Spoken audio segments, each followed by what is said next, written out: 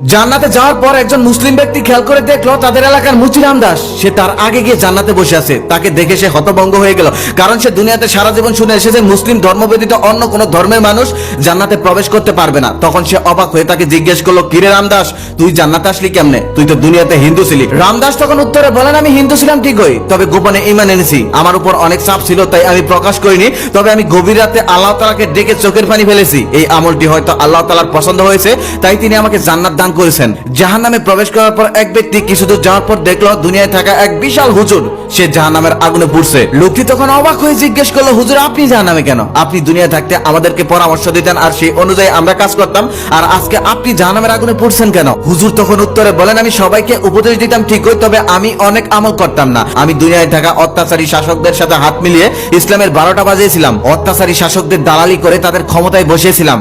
এই জন্যই হয়তো আজকে আমার এই অবস্থা। তারপর লোকটা আরো একটু সামনে গিয়ে দেখলেন দুনিয়ায় থাকা অনেক বড় একটি সেলিব্রিটি সে জাহান্নামের আগুনে জ্বলছে। তখন সে লোকটা অবাক হয়ে তাকে জিজ্ঞেস করলো, আপনি জাহান্নামী কেন? আপনি তো দুনিয়াতে অনেক বড় সেলিব্রিটি ছিলেন, আপনার পোস্টে লাখ লাখ লাইক করতো, আপনার মিলিয়ন মিলিয়ন ফলোয়ার ছিল, আপনার পোস্টগুলো খুবই শিক্ষণীয় ছিল, মানুষের কাজে লাগতো, তাহলে আপনি জাহান্নামের আগুনে পুড়ছেন কেন?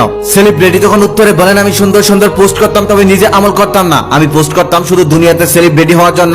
দুনিয়াতে আমি অনেক কিছু হয়েছিলাম, তবে এখানে আমি শূন্য, এখানে আমার কিচ্ছু নেই, তাই হয়তো আমার এমন অবস্থা। লোকটা আরো কিছু দূর গিয়ে দেখলেন একটা মেয়ে জাহান্নামের আগুনে পড়ছে। তখন সে অবাক হয়ে তাকে জিজ্ঞেস করলো, আপনি জাহান্নামের আগুনে পড়ছেন কেন? আপনি তো সবসময় ফেসবুকে ইসলামিক পোস্ট করতেন, পর্দা করে ছবি আপলোড দিতেন, ছেলেদেরকে ইনবক্স থেকে দূরে থাকতে বলতেন। মেয়েটি তখন উত্তরে বলল, আমি ইসলামিক পোস্ট করতাম ঠিকই, তবে নিজে মানতাম না। আমি ফেসবুকে পর্দা করতাম ঠিকই, তবে বাস্তবে পর্দা করতাম না। আমি ইনবক্স থেকে ছেলেদের দূরে থাকতে বলতাম এই জন্য যাতে তারা আরো বেশি আমার প্রতি আকৃষ্ট হয়। তবে আমার পার্সোনাল ফেসবুকে অসংখ্য ছেলে বন্ধু ছিল, তার কারণে হয়তো আজকে আমার অবস্থা এমন হয়েছে। তারপর সেই জান্নাতের ব্যক্তিটি আরো কিছু দূর গিয়ে দেখলেন দুনিয়াতে থাকা এক ডাকাত সে জান্নাতে গিয়ে সুন্দর বসে আছে। তখন সে হতভম্ব হয়ে ডাকাতকে জিজ্ঞেস করলো, তুই তো দুনিয়াতে থাকতে অনেক বড় ডাকাত ছিলি, তুই কি করে জান্নাতে প্রবেশ করলি? ডাকাত তখন উত্তরে বলেন, আমি দুনিয়াতে ডাকাত ছিলাম ঠিকই, তবে সবসময় আমার ভিতরে অনুশোচনা ছিল।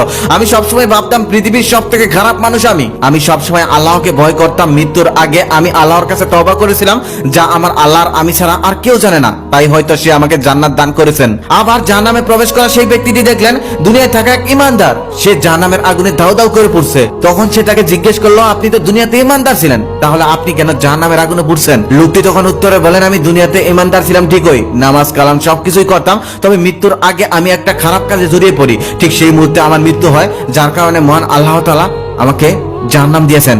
আসলে কে জান্নাতে যাবে কে জাহান্নামে যাবে তা আল্লাহ ব্যতীত কেউ জানে না। তিনিই পরম দয়াময়, তিনিই জানেন তার বান্দাকে তিনি কোথায় রাখবেন। এটি কোনো হাদিস নয়, তবে হাদিসের সাথে মিল রেখে বর্তমান সময় অনুযায়ী গল্পের আকারে আকার দেওয়া হয়েছে। না বুঝলে ভিডিওটা আবার দেখুন, তবে ভালোভাবে না বুঝে কেউ বাধা মন্তব্য করবেন না। তবে ঠিক এমনই একটা ওয়াজ আমি কোন এক হুজুরের মুখে শুনেছিলাম। দুইজন মহিলা পাশাপাশি বাস করতো, একজন মহিলা পর্দা করতো, নামাজ পড়তো, এক কথায় ইসলামের সকল নিয়ম মেনে চলতো, তবে আরেকজন মহিলা পর্দা নামাজ কিছুই করতো না, ইসলামের কোন নিয়মই মেনে চলতো না। কিন্তু যে মহিলাটা ইসলামের সকল নিয়ম মেনে চলতো সে অন্যের গীবত করে বেড়াতো সবসময় সে অন্যের কথা এর কাছে গিয়ে লাগাতো, ওর কথা ওর কাছে গিয়ে লাগাতো। শুধুমাত্র এই একটা কাজের জন্য মহিলাটি জাহান্নামী হয়েছিল। তার নামাজ রোজা পর্দা কোনো কিছুই কাজে লাগেনি। আর যে মহিলাটা কখনো নামাজ পড়তো না, রোজা করতো না, পর্দা করতো না, তবে সে কখনোই অন্যের কথা অন্যের কাছে গিয়ে লাগাতো না, সেই মহিলাটি অবশেষে জান্নাত পেয়েছিল।